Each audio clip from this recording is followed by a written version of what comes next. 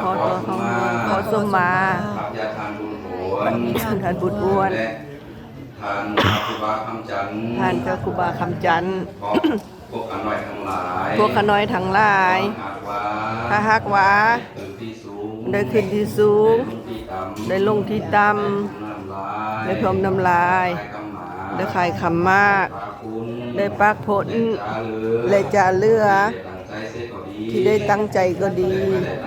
และบ่ได้ตั้งใจก็ดีขอให้ครูบาอาจารย์อโหสิกรรมขออย่าได้อย่าเป็นบาปเป็นโทษขอผู้น้อยทั้งหลายขอให้มีอายุวันนะสุขะพละด้วยเถิดสาธุสาธุสาธุสาธุเอาจับคันแน่จับมือเราได้จับโต๊ะไอ้นั้นแน่สาธุสาธุกระเป๋างามแท้เอ้ยดี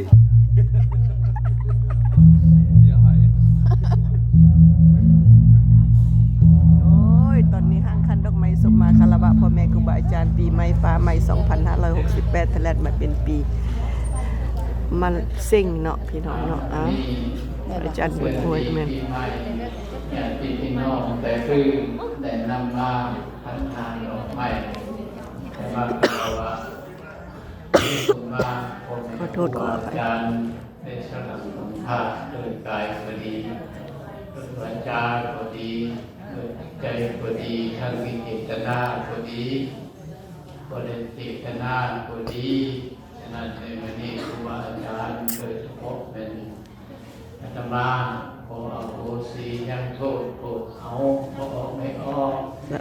มีอายุมันพันยืนเดือนดีปีใหม่คอยมีความสุขแต่ต่างคอยมีความเจริญพากัน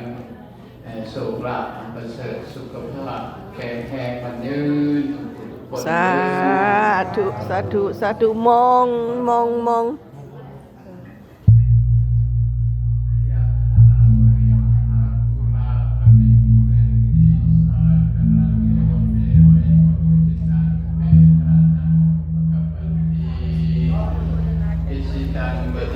แบบนี้เนี่ย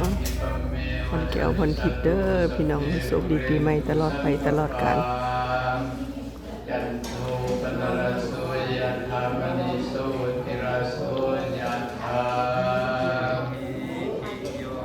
เวียวานตังเดชะเองเลยกดติดตามไม่สอนแซ่บเด้อ